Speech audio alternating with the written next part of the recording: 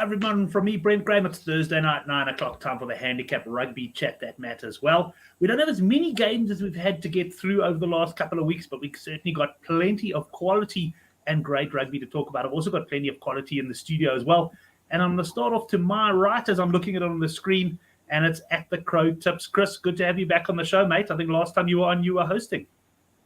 Indeed, I was, Brent. Yeah, great to be back. Great to be back as a guest. So looking forward to it. Yeah, like this weekend's rugby, I actually prefer it when there's a few less games to get distracted on and focus on. So I like it when we've got a nice quality slate to work on. So yeah, looking forward to this rugby this weekend.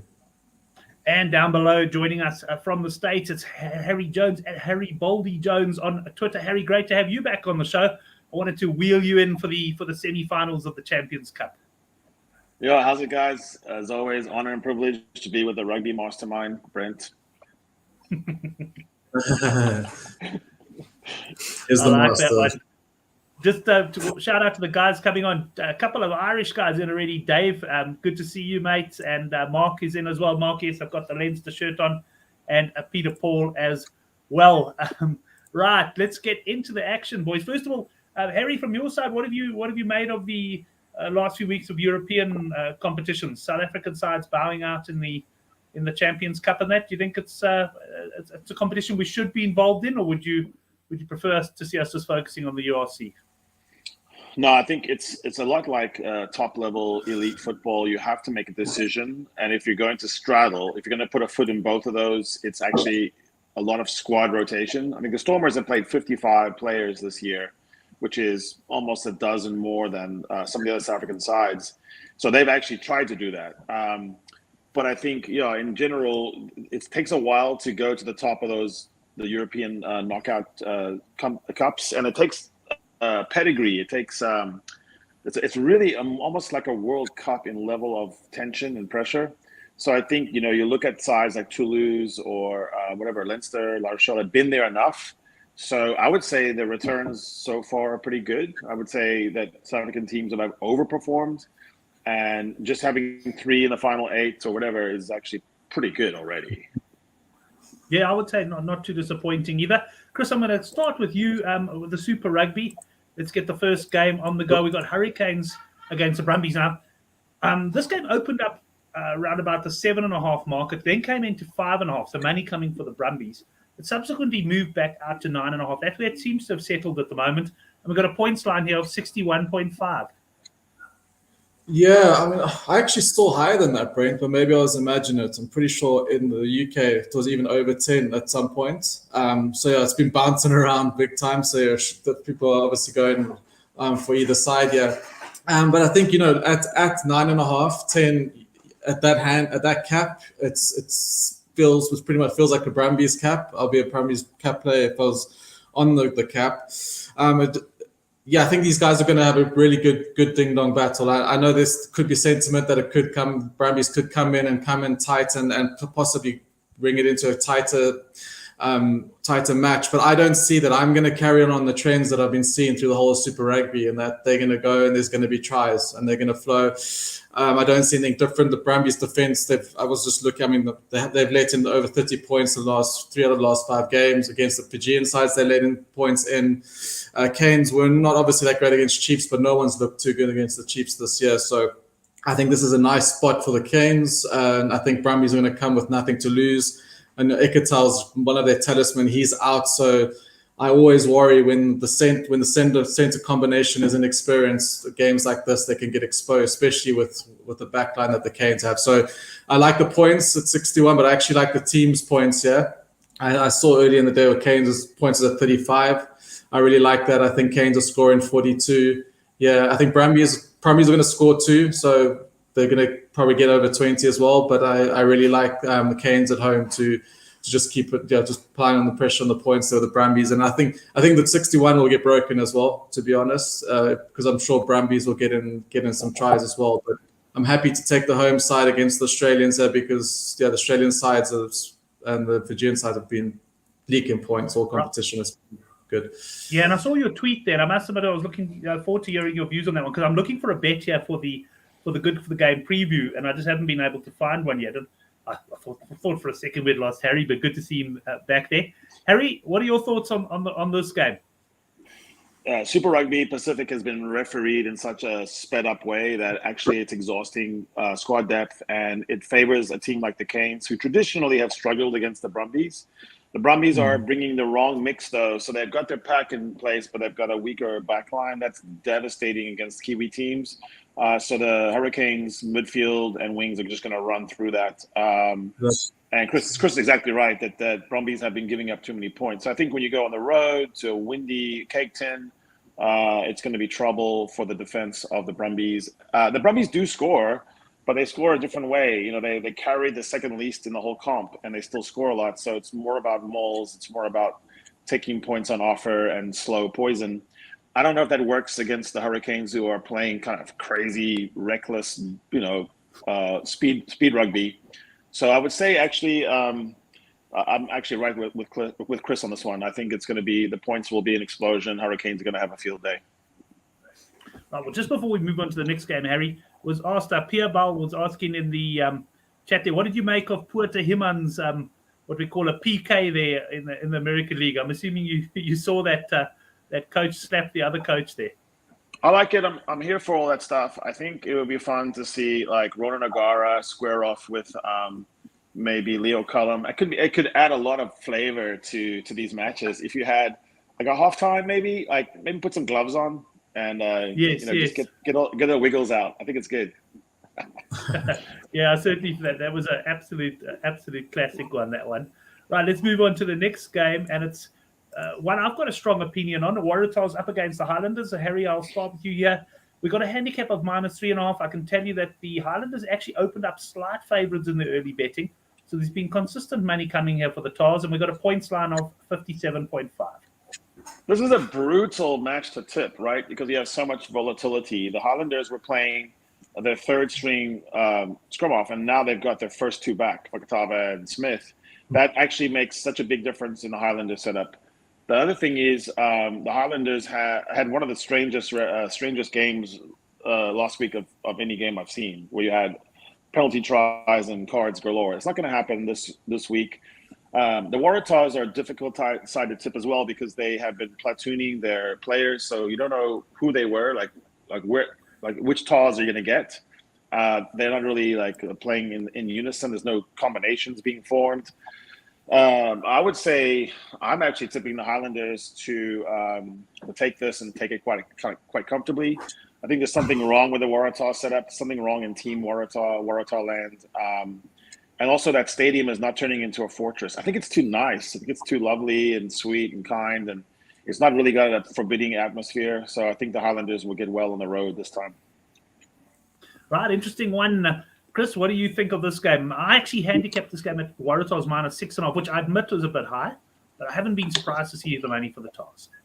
Yeah, so I also agree with Harry. This is a very tricky one, and I don't have any very strong feels on this game. But my feeling was that Highlanders were going to do well here. I just think he's right. You're right with Smith coming back. Mitch Hunt back at 10 is much better. I just think there was a weird game that Force. I mean, Force put. This is the thing. I'm looking at the points, and Force did put 30 points past Highlanders, and I actually think the Tars could probably break 30 as well against this Highlanders team, because as much as they. Looking at them to win it, they are also away from home very shaky on defense. So this is not a very strong game for me, Brent. But if I have my gut is that the Highlanders are going to sneak this one, but I'm not sure where the money is going yet, to be honest. Yes, I'm going a little bit against you guys here. I did like the Waratahs for this one. As I said, I capped it at 6.5. But what I've gone for here, and there's no reason why all of us can't win with my bet, is I've gone for, you mentioned the 30.5 line there, Chris. I've gone Waratahs overs. Had a look at conditions in Sydney. It looks good. Humidity level's pretty low. I'm going for the Tars. For Reed coming in, he says Tars on the minus, too many weak plays for the Highlanders. And I think often when we have a bit of a disagreement between the live chat and that, it probably backs up what you two guys said right up front, both of you. You said this is a tricky game. And I think you're going to find at this handicap, you'll get supporters on both sides. But my bet here is Waratahs over 30.5. Certainly going to be my biggest bet as far as Friday morning goes. Let's Brent, stick with you. I rather stamp that, Brent. I saw that first, but I wasn't sure. But that was the first one that stuck out. So I agree with you there. I'll be with you there. I think come the game time. There. Thanks, Chris. Good to have you on board. Right, Fijian Drua, they're playing at home against the Blues, plus 14.5. The Blues have been a bit inconsistent this season, but they put up some big scores as well. And we got a total points line of 61.5. What do you got for us at the Crow Tips? Another one that's very tricky, but the Blues are going there to win. They're taking a very strong side. I've done pretty well this season opposing for the Drua win mainly on the points. They are different. Look, I have got caught out on the cap because they're completely different kettle of fish at home. So all gut and all rugby sense feels that Blues, run over them. But this looks like a game that could trip up the Blues and make Blues uncomfortable. So again, not a strong one. I do have strong ones later on the slate, Brent. Don't worry. But this is another one that's, it's just Blues should be winning by 30, scoring 50 points. But if the Drua gets stuck in like they have shown to do, it could end up being a little bit of a slog for the Blues. So at the moment, no strong vibe, but the 61 points, the over 61 points will be where I'll be heading towards if I was to be betting. Well, Johan Esterhuizen is agreeing with you there on the overs. I must tell you, last week I went Drua against, I think they were playing the Chiefs under 21.5. I saw the conditions. It was under 20.5 I went. And the conditions were absolutely terrible. And I couldn't believe the handling of both sides. And the Drua gave me a big scare. Nearly won, nearly made me lose the bet. But in the end, I think they scored 17. Right, Harry, what have you got for us on this one? I'm with Chris here. I'm finding this a tricky game to call. Yeah, Fiji is a tough place to play. On our podcast, we had the CEO of the Drua, and he talked about building a fortress. And my God, they have done that. It's difficult to score there, difficult to diffuse the crowd. I would say the Blues, though, are the best team in Super Rugby to be able to do that. They play like they take pride in out-Druing the Drua. And I think what will happen is the Drua will get sucked into that kind of competition. Unlike the Crusaders or Brumbies who have to build a proper rugby match, the Blues can play that way as well. And they've got plenty of weapons. I think what's going to happen is going to be a mammoth score. It'll look tough for the first 60, and then by the end, it'll look like something 50 to 30 or something crazy. 60, 20, 60. Yeah. Yeah, and certainly the Blues have shown when they click the season they're well capable of putting the 50, 60. Yeah, that's almost a men's versus boys matchup. Like we probably we given Fiji some credit here, which we should probably, but in terms of rugby man on man, Blues should win by 50. Like, but the quality so maybe they have. The overs points, Chris. The overs points. We've lost Brent. Hey, this has never happened before. It's been a takeover. It's a coup d'etat. Yeah. It's a coup d'etat, yeah. Sure. That's the first time I've seen that, like, complete shutdown. Device is not connected. They'll be back. Sorry about that, guys. I'm assuming my Wi-Fi just cut out. I was suddenly staring at a blank screen there. So we're wondering what happens next. What's the next game? I was about to end the program. I know how to get into the system, right? So I could have winged it there. I was actually thinking. I wondered if you could get in. Right, let's just hope the Wi-Fi holds up. It's all this bloody load shedding we're having. Harry, what was your comment about our electricity in South Africa at the start? I said I think maybe the plan is instead of equalizing the power, just have no one have any power at all. This is the plan. If no one's free, then everyone's the same. Everyone's the same, no doubt about it. Then we're all in the dark. Okay, Harry, I'm going to start with you. Yeah, this game, very much where I handicapped it. I must say, I think I was exactly 5.5. Moana Pacifica against the Rebels. 62.5 is the points line, and I find this a very tricky one. Yeah, so Rebels have been playing proper rugby this season. Kevin Foote, Jeff Parling, and those guys have actually created a better squad. They're playing better rugby. When they win, it's like you know why they won. And when they lose, it's usually narrow. So I think it's a problem for Moana Pacifica this time. Pacifica has been playing so good for 40 minutes, and then they're just falling off. They don't have the squad depth and, the fitness And the Rebels have been one of the fittest sides this year. So I actually think this one's a comfortable one to cover with that spread. And I'm not too sure about the total points. The Rebels are not scoring like crazy, but I think the Pacifica will have a hard time scoring. Right, so you'd be a bit wary of going overs there. Chris, what do you think of this one?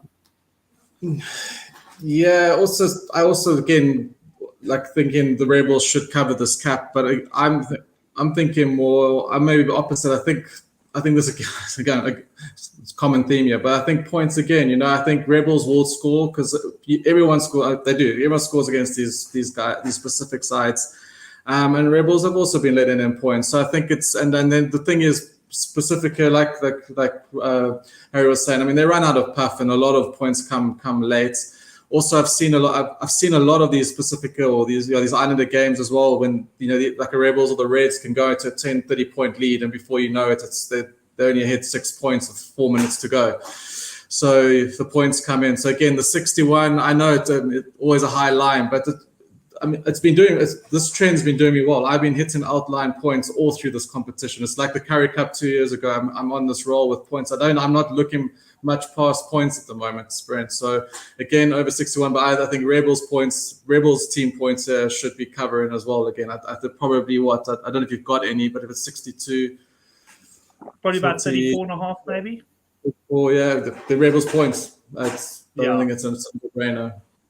Hey, Chris, if something's working for you, as you say, don't stop until, it's like backing a jockey or whatever, or a horse, and if it's working for you, follow until beaten. So keep going with your points, man. Yeah. I've regained form on my tipping because of following that trend of the points. The Super Rugby points has been the gift that's been given for me. So I'm not going to change it up. Yeah, I think it's certainly, generally speaking, been a good few weeks for punters, and the bookmakers are certainly bleeding at the moment and looking to stop us. Long may the points flow. Right, Chris, we'll stay with you for the next game. We got the Chiefs here -4.5 against Crusaders. This opened up -2.5. All along, I priced this at 5.5 or even 6.5 Chiefs. I thought they were going to be too strong. We got a 53.5 points line. Chris, what are you doing here? Yeah, no, Brent, you're right at capping at that because the Chiefs are the better side than the Crusaders this season. It's obvious. We can see that the Crusaders are not the Crusaders that are oldest, if you want to put it as such. So Chiefs the best side. I don't know if anyone else has noticed. It looks like since Robinson was announced, Crusaders have dropped off just a little bit as well. So they just don't look as solid. But the thing is, Crusaders, New Zealand derby, point to prove. This is where the Satyrs, this is their bread and butter. If you think about the Blues, other big games, they normally come through.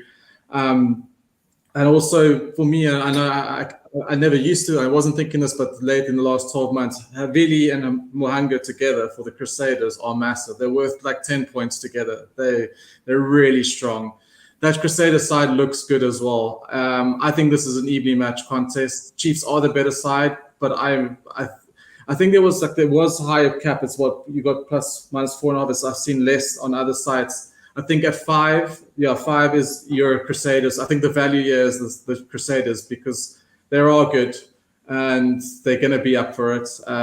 But yeah, it's going to be humdinger. But if you're going to play the cap, the 5 Crusaders for me is where you could play it. The points I'm not going to look at because, funny enough, Australian derbies were the ones that you could bet under 40. But the New Zealand derbies lately are not producing the points. So yeah, it could be another case in points where it could end up like a really tough battle on 40, 45 points. It switched. The New Zealand derbies were shooing for 55 points and the Australia was shooting for under 55. And that form lines have somehow flipped lately. So it could be points, but I'm not going to be chasing it just because of how I've seen these tight derbies been going in the last couple of weeks. Yeah, I must agree with you there. I mean, some of the Australian derbies have been incredibly high as well. This is a bit of a tricky game, so I'm interested to see. I think I saw Harry sort of shaking or nodding his head at the start, suggesting he might have a bit of a firm view that the betting might be wrong here. What do you think, Harry? It's just such a rough game. Actually, Chris makes a really good point about being more accurate when you spot trends about total points. It tends to be, by this point in the season, baked in. The teams are scoring at a certain rate, giving up at a certain rate. So it's maybe easier. Some of these wins, like Chiefs Crusaders, just picking who's going to win this is very rough. It's going to come down to 2 or 3 mistakes, 1 or 2 breaks, and maybe 1 a kick or something. I actually followed, every man must have a code. My code is you don't really get far by betting against the Crusaders. And I would say that's usually in the tail end of the season. And I think we're now in that part of the season where they start to get good. They start to get too good. They're big. They're strong. A guy like Colin Grace comes in, who we haven't seen in a while, and just looks like a monster.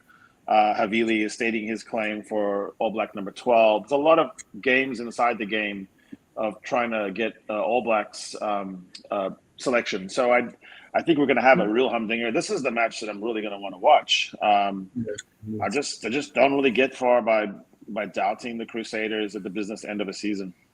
Yeah, certainly. I think if you'd been consistently backing against the Crusaders over the years, you wouldn't be a very wealthy man. In fact, quite the opposite. You'd be broke. So not bad advice there at all. Harry, I'm going to stick with you for the next game. We've got the Reds -9.5 here against the Forces. Handicap has been fairly stable all week, and we've got a points line of 59.5. Now, the matchup's not good for the Force here. You would think on the face of it that it would be a decent matchup for the Force, but it's not. The Reds have been pummeling them. Earlier in the Super Round, they call it in Melbourne, I think it was a 60-point thrashing. There's just something about how the Bulls run, about how the Reds run, that it tends to stampede the Force. The Force are like a stubborn team that hangs on, and they play off your mistakes. I think it's a little bit of the provincial issue here, where the Reds, they know they're better, man for man, player for player, and so I think they just show it. Flat track police. So I'm pretty comfortable with the Reds on this one. I wouldn't do much on the Force. As far as the points. Geez, I mean, like you say, like you guys are saying, the Aussie derbies are opposite to traditional Aussie derby scores. I think the Reds score a lot on their home turf. Yeah, it's going to be interesting. I'm a bit nervous on the points on that one. Quite a bit of quite a bit of difference of opinion in the live chat. Fareed saying Force on the plus. I think I saw someone go for the Reds as well. But yeah, I must say I'm finding this once again a little bit of a tricky game. Let's bring Chris in and see if he can give us anything firm. Yeah, very tricky, and then exactly what we just said, and then Harry just points out. A year ago, this points line is 49, 48, right? And here we are sitting at 59. So it's like absolutely the tables have turned. The Reds, their scores, they look, when they're free flow, when they're going at their best, they look amazing. But the thing is, as soon as they score a beautiful try, they let in an absolute shocker. And they've been doing this like the whole season. And the Force who brought in, and I always used to be always against the Force because I thought they were just bang average across the park. But they brought in some players that are making a difference. They're playing well. I've been impressed with their endeavor this season, and they are executing a lot better. So on that front, I think the 9 points is probably too high for the Reds. I think the Force can live with the Reds. I want, again, all my hunch and guts wants to go on the overs, but 59 is also pushing it a bit high. So if I was going to go play, this is like a Force will be a Force plus for me. But this is, again, as you know, I love my multis and doubles and trebles. A Force plus 15, 16 looks a banker here for me. Yeah, I tend to be leaning towards the Force slightly here as well. Of course, I've got good memories of the Force from last week. They beat the Highlanders, I think it was, at 3-1. And I was on that. So, yeah, I just feel like you said, Chris, that they have certainly improved a bit. But they're going to be bigger bets for me out there, no doubt about that. And let's move into the Heineken Champions Cup, because we've of course, got the semi-finals taking place. We'll also cover the Challenge Cup and then get into the Currie Cup. But Harry will share his best bets before then, because he hasn't really been following the Currie Cup that closely. But, Chris, I'm going to start with you in the Champions Cup. We've got Leinster here, -8.5 against Toulouse. I mean, this is an absolutely massive semi-final game. Leinster, of course, fresh. They sent their sort of academy side over to South Africa. Toulouse, I understand, have had to play in the top 14, so their players perhaps not as fresh. What's going to happen here? Are we in for an absolute tight one, or can one of the teams pull clear? Yeah, I have been jumping back and forth on this one because I love Toulouse. I really enjoy the way they play. They got the players, they got the game breakers. But I want it to be close because I'm going to watch this game, and I want it to be a humdinger. but there's something for me that's brewing in this Leinster waters that I think when it comes down to it at home, they're probably going to be too much for Toulouse. I think they're just going to have too much in them for Toulouse to stay with them. I think they'll probably end up breaking this cap. Might take a while. It might even take to the 70th minute before that happens. But I think Leinster are just got too much of being, like I've said this all season, they've got to be in their bonnet. They're just too motivated at the moment. And I think, Toulouse has looked shaky against other let's call them smaller teams. So I think, if they're going to, ship 20 points against teams that are not as good as Leinster, then I see Leinster scoring 30, 40 points anyway. Do Toulouse keep up with that? No, I don't think so. So I'm going to call it that Leinster cover the cap. Right, thanks, because we don't unfortunately have points lines. I imagine the points line here will probably be about 43.5 or something like that is what I'm picturing the bookies coming out with. Dave? No. Sorry, Chris? No, it won't be that. Yeah, it'll be that. That will be right. It won't be higher. That sort of region. Dave saying early in the show, Henshaw out. This hasn't broken publicly yet. So, Dave, I know he's normally spot on with his info. So, if that's the case, certainly does make a bit of a difference. And Pierre coming in saying, gentlemen, French teams all the way this weekend. Leinster got cold last year caught cold against the Bulls with this resting thing. Yeah, resting is not always good, Pierre. You're correct. And I think it's mainly the travel that Leinster decided to rest as opposed to keeping them out of the matches. I think they just didn't want them traveling to South Africa. But let's see what Harry's got to say about what should be a cracking semi-final.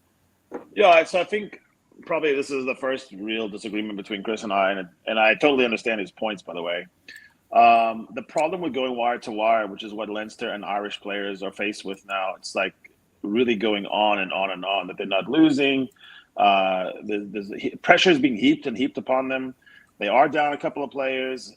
They have a better team for sure than Toulouse as a team, but Toulouse has a couple of just real phenomenal talents and about 5 players that can do something that's just completely bonkers. It doesn't really compute. It's not proper rugby, but they just do it. And I think that's going to be the problem for Leinster. I'm not saying who will win. I'm saying that it's going to be razor tight. There's something about these premier European competitions that it's a lot more like World Cups. Very few teams can actually win. It takes such power. It takes such squad depth. I'm really thinking Ireland celebrated the Six Nations a little bit too much. I think there's a bit of a hangover. This is the kind of game that you'd want a Johnny Sexton in, but you don't have him.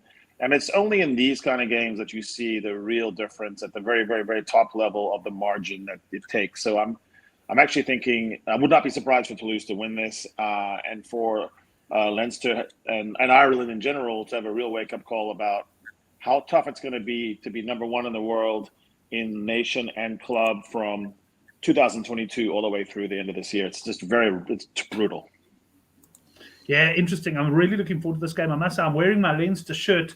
But like Mark Dunphy said earlier, I don't think this is going to be an easy game at all for Leinster. I reckon we're in for a close one. One of the options here, I think I saw just over 14-10, any team by 7 or less. I think that could be one of the bets you want to look at here. I like that. I like that a lot. Yeah, really tight and really close. So, yeah, that's the first semi-final. The second one, I've also got a bit of a firmer view on. And just from what I saw, I think it was from Pierre, I'm in agreement with him. Harry, we'll go with you here. We got La Rochelle at home to the Exeter Chiefs. The Chiefs, of course, started underdogs against the Stormers, but beat them very convincingly. They're now 12.5-point underdogs in France. Yeah, I probably would set it just like that if I was a bookie. I don't think Exeter is going to do this. I think it's one step too many, one bridge too far, whatever it's called. Where I think it runs out. The energy level. I think some of their performances in the Premiership show up as well. They're limping into this one. And La Rochelle is just a horrible place to play right now for any visitor. It's just they got all kinds of bags of tricks. The entire town is there at every game. They're hating you all the way from the train, from the bus to the hotel to the grounds. It's like old school. So I think it's going to be tough for the Exeter Chiefs. I think, am I right, Harry? Did La Rochelle host a final during COVID against? I think it was against Leinster that they may have even won. But I remember you talk about that hostile environment. No one was allowed inside the ground, but there were thousands of people outside. You remember that? Yeah, it was like a real. And I think actually this match this weekend, it might be played in Bordeaux. It's still a home ground. Okay. I mean, I think it's Bordeaux, I think, yeah. Yeah, it's still going to be stacked. And the problem is that the French, is no one like the French fans when they're on the up. I mean, they're the worst fans to have when you're losing. They spit at you, boo you. But when they're on the up, it's like a disco in there, and it's going to be really rough for the Exeter Chiefs, I think. Right, Chris, we'll get your view on this one now. Yeah, this is actually one of my strongest views of the weekend. I think this is a step too far for Exeter. La Rochelle are going to win comfortably. I think it's just too much. I think this point of the season where it's been played, for me, I think Exeter. I thought they disappeared after Montpellier. They've come back brilliantly, but I just can't see them handling that intensity on Sunday. I just don't. I think La Rochelle will be well up for it, well prepared, and cover this cap. Right, and what sort of points line are we expecting? I'm expecting a little bit higher than the other game. I would say you're going to look at a points line of about 47.5. The bookies might come out at. What do you think? Yeah, 47 to 50. Yeah, in that range. Somewhere around there. Well, I must say I'm in agreement with Chris. I like La Rochelle here quite strong. 12.5, certainly not a small handicap, but those who followed me over the years, or don't have to follow me, but who've been on Good for the Game will know. I often say in semi-finals and finals, don't be afraid of the big handicap, because the team that gets ahead keeps on taking the 3 points, whereas the team that gets behind starts to chase. And often a handicap like this can get beaten. So I'm quite firm here on La Rochelle minus 12.5. Let's get on now, though, guys, to the Challenge Cup. We've got 2 semi-finals to talk about there. And Chris, I'll let you kick us off. We've got the Scarlets playing against the Glasgow Warriors, and they're plus 2.5. Yeah, I mean, if this was 2 months ago, firstly, the cap wouldn't be this, but it would be a totally no-brainer that Glasgow should be taking care of Scarlets. But Scarlets have beaten the Sharks, beaten Clermont, and they somehow dogfighting in their town. But I still feel when it comes to the business end of season, I still think that the better side, the classier team, the cream front comes to the top. How you say it, that saying. And I think this is another instance where you actually is getting good value here for Glasgow, because Glasgow for me are a much, much better side. And I think Scarlets have put in monster performances, and it's well done to them. I think, obviously they don't make the Wales conference to go to Europe next year, right? So perhaps still a lot to play for them where Glasgow might think they have a chance in the URC, which I doubt it. But I just think if I look at this and it's full strength sides matching the up each other, I still think Glasgow are a 7-8 point favorite at least over the Scarlet side. So for me, the value here is on the Glasgow Warriors. Warriors are the value there for Chris. Harry, are you in agreement on this one? Yeah, I was thinking the same. 7 to 8 points. I think at this stage as well, there's an emotional factor. I think Scarlets have overperformed. They've exceeded their expectations. It's that much easier, just like in a marathon, to go, okay, I'm okay. I can stop now. I ran 20 miles instead of everyone thinking I would do 15. So I do think this is a one where Glasgow should take it pretty comfortably, but I would say 7 or 8. Right, so the panel, and I'm in agreement with the guys. They're not firm on this game. Challenge Cup tends to be the sort of last resort for me a little bit on the weekend. I was heavily on Sharks and heavily on Clermont, so I've got a sentiment of Scarlets at the moment. But I'm gonna carry on my convictions, and I will call that Glasgow and cover this cap. Right, well, we got another French team in action in the semi-finals against Benetton, who of course have travelled back from South Africa, and here we got Harry Toulon minus 11.5 at home against Benetton. Yeah, I'm going for a French sweep. I actually think all French teams are going to win in the knockouts this weekend. So if you want to do a very exotic bet somewhere, try to find that one. No, Toulon, I think, should handle this pretty easily. Right, Toulon, confident pick there for Harry. Chris, yourself? Yeah, I'm in agreement as well. I was gonna having an arm between La Rochelle and Toulouse, which would be much stronger. But I agree. Toulon are just going to be too good for Benetton. I mean, I know we like to try and give Benetton Italian sides the old leg up, and you can do it, and you're going to do it. But this is a type of game that these Italian sides they're just going to be outsmashed and outclassed. And I think Toulon will just be too good for Benetton on the day, and they'll win by 15 plus at least.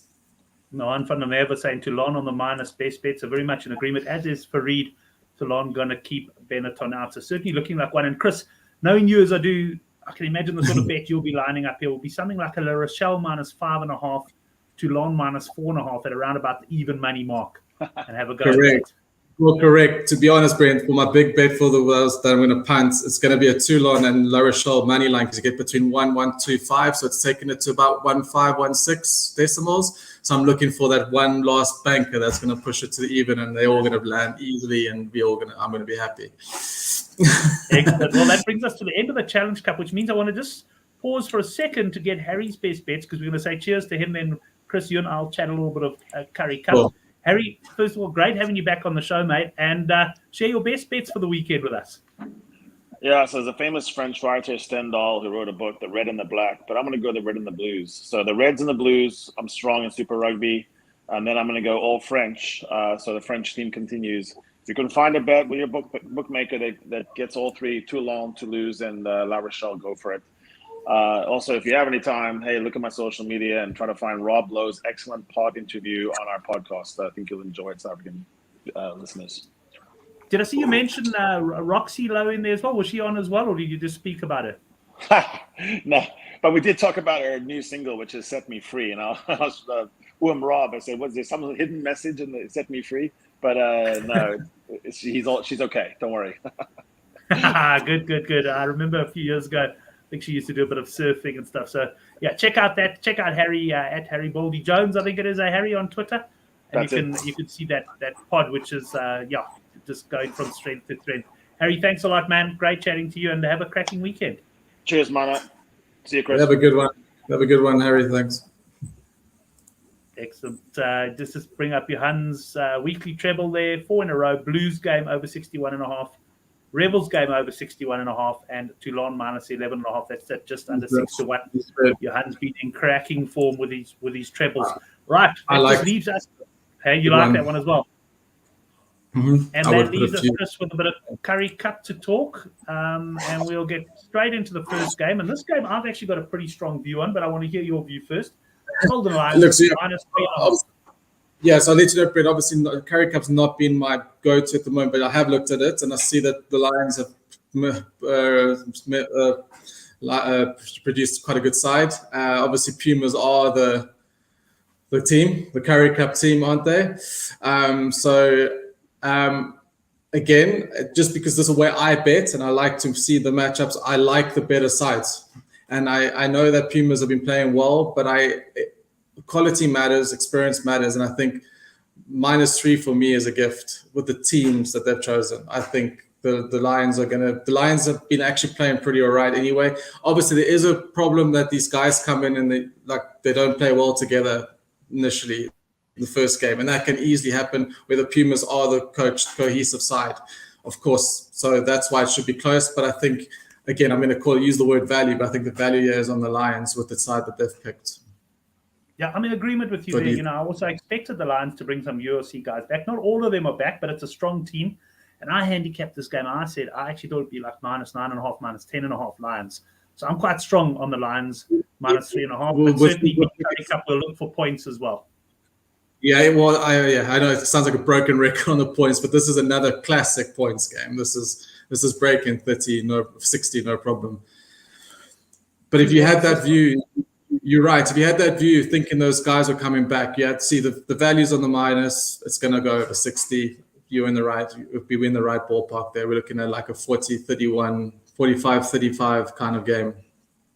All right. 2M Systems coming up there with his quartet, and judging by that name, I'd say may have some sort of a betting system, which is always very interesting to hear about as well. Let's move on to the next game.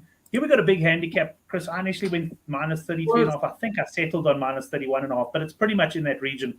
We've got a big cap. The Griffins, well, they delivered for me on Sunday last week with their points, but they looked anything but convincing. And they play against the Cheetahs side that is certainly smarting after a disappointing defeat to the Sharks last week. This is a big cap. Is this a game you get involved in, or you just wait for points? Well, it was a game I was eyeing out because I do believe the Cheetahs are going to have a big win here. But 35's, if you know me, even -10 is big. So we're going into these, and especially with Currie Cup, like we saw last week, because Cheetahs can go missing for 20 minutes. Griffins score 3 tries, and this Caps, so it's a plus all the way.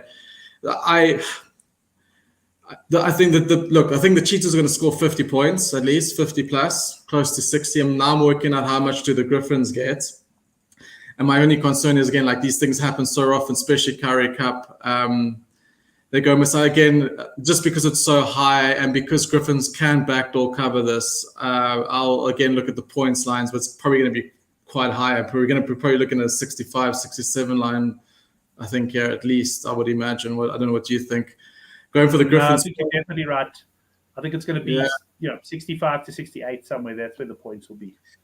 Yeah, see, this is why Currie Cup 2 years ago was good for me, because consistently the overs, we were getting 55-point lines, and they were just hitting 70-80% of the time. Now we're getting these high point lines, and then one Currie Cup or maybe even 2 Currie Cups games go missing on the points. I don't know if you've noticed. There aren't points. So I don't know. I always never know now which one that is. I can't call which one it's going to be. But you know what? Considering what I saw last week, Cheetahs, just the spot feels bad for the Griffins, and the Cheetahs are going to bounce back and put Griffins away. I can't call it Caps. Sorry, Brent. I think it's just 2. It's a try there. It's 2 tries. It's 2 tries. 78th minute, that comes in and it goes from 42-point difference to a 28-point difference, right? It happens so often. No, for sure. If you put a gun to my head, I'm telling Cheetahs minus, but I'll probably also look at the points lines. I was hoping 27, 29. I was kind of hoping, but that's getting too much now. Yeah, mid-30s is getting pretty steep. Right now, we got the Sharks, who put in some pretty good shifts in the Currie Cup. They did lose to the Bulls by 4 points at home, though, which was a bit disappointing. But they're 8-point favorites or 7-point favorites at home to the Griquas. Yeah, well, I mean, I actually watched quite a bit of that Sharks-Cheetahs game last week, and they were pretty good. I was quite impressed, actually. Don't know where the Sharks team came from. Brenty, as I say, these matchups I'm battling, man. I'm not investing a lot in these games because I just at the moment I'm not calling it. If you want me to call the Cap, I think the Sharks. If you want to go what's happened the last 3 weeks, Sharks should win by 15. So let's call. Yeah, if you want to play the Cap, I would call that you should be on the Sharks minus here, not on the Griquas plus. Yeah, I'm with you there, Chris. I haven't also not a confident call, but I haven't been that impressed with the Griquas in all honesty. No, the Sharks. No. They don't have the grunt that they had. Sharks on an upward trend, and that means normally when those teams cross paths, Sharks should come, especially if they're going to be at home. But I don't know about you, man. The Sharks B side have cost me bloody fortunes in the last year because I've backed them a lot. And in matches like this, and they'll win, but they might win by 4 or something stupid like that. But I think this time around, I love Dylan Richardson. I think he's such a great player. So if he's playing, I think they should have a good game. He'll dominate the breakdowns. Fareed just popping up there with a Pro D2 bet for all of you guys. You just can't get enough rugby on the weekend. And I love it. And I'm going to call it now because I know if Dave's still listening, Arjun are the worst. Everyone backs Arjun, but they're the handicap killers, and I'm not surprised that's happening. I said I'm not backing Arjun, but they're the most incredible team. Like when they even were in the Pro 14, now even the Pro D2, they're up there. They're 4th. But they're literally the most inconsistent team like ever. So they should be winning this game. That's why they should be at home. They should be winning, but they're not. So that's Arjun. One of those dangerous teams to follow. Right, just to wrap up this game, I'm pretty much in the Sharks camp as well. Yeah, I think they'll do the business against Griquas. Those of us with reasonable memories will remember week 2 these sides met, though, and the Sharks were comfortably ahead at halftime. Only for the Griquas to come back and win 48-40 in Kimberley. So we'll have to watch out for that. Brent, I had a massive multi to come in on Sharks +9, and I don't even want to tell you what state I was in because after that's great. I don't even want to tell you because then they still scored at the end for that +9 to arrive, and I actually already done the whole cursing everyone in the world and nearly broke something, and then I came back and I saw the flash score go to. I couldn't believe it. Like that was the biggest roller. Last game then of the weekend, it's Western Province -1.5 against the Blue Bulls. When these sides met earlier in the season, it was Province who ran out something like 42-31 or 33. Yeah, that's what 43-31. They won fairly well at Loftus. But yeah, the Bulls Currie Cup team did the business last week against the Lions. They won by 11 points at Loftus. So what's happening here? I must say, this looks a bit of a tough one. If anything, I'd be leaning towards the home team here, Chris. Yeah, I'll be honest. I'm a Province supporter, obviously, but I've actually made it a dead rule that I've left Province out of all of my betting this season. I just can't call Province. I can sometimes put in an emotional bet there because I think of them always should be good. But they're not as, I know that Province are not as good as what's in my head. So I've avoided them, and they've lost Kate Volhuter, who I love. I think he's a massive player for them. You don't know what you're going to get with Province, pretty much like you don't know what you're going to get with Bulls. So this is now a classic Currie Cup game. I'm staying far away because it can be 60 points, it can be 30 points, it can be Province by 10, it can be Bulls by 10. So I'm not even going to faff around. We've got some other games that I'll be focusing on. Yeah, I must say, and it looks like it'll be I would imagine this is a Sunday game. I haven't double checked, but this is the sort of game, well, you're going to bet on it. It's just going to be a question of your mindset going into it, if you're up or down for the weekend. So we won't spend too much time on that one now. Right, Chris, thanks very much, mate. We're going to get into your best bets now for the weekend. So, I've got a couple that I really like. A lot, but I'm going to pull out the ones now, as it stands now, that are my strongest. I do like Tars over 30 more than I said Canes, but I've punted Canes on Twitter much earlier in the day, but I've looked at it more over the day. I just think Tars 30 points is a great line against that Landers team. I think that's top. I also really love the Blues Jura over 61. That's another best bet. And I really like Toulon to cover -11. I'm going for the Toulon. I said I was humming and hawing with La Rochelle. La Rochelle as well. Sorry, the two French teams. I was trying to work out which is my better one. But I think both of those two French minus caps are really good. And I'm saying why I picked out Toulon earlier is just because, for me, Exeter are a much better team in pedigree than Benetton, right? So there is a team that's going to cause a hard time. It's going to be Exeter, not Benetton. So that's why I would say Toulon would be a stronger one, even though I'm very confident that the two Toulon -11s are too light. They're going to get around 15 at least. Right. And that's those are that's it. I was gonna do Leinster, but I saw the sentiment around Henshaw, and I listened to you guys, and you're right, because I agree it can go either way. So Leinster -8 was gonna be a top bet, but I've now downsized that. So we talked to you on that one. Canes overs, Tars overs, Toulon's minuses, overs in Blues game. Those are my fancies. Right, well, my best bet will be going out in the newsletter tomorrow morning. If you haven't subscribed to that yet, go below the show, and there's a link there to do that. It goes out every Friday. I had a cracking week 2 weeks ago, and then last week, I was so close to making the Bulls over Leinster. The line, I'd got on at 10.5, and it moved to 13.5. I was going to make that the best bet, and I went for the bloody Sharks -5.5 against Munster. And they threw out, what was it, a 19-3 lead away. It was absolutely terrible.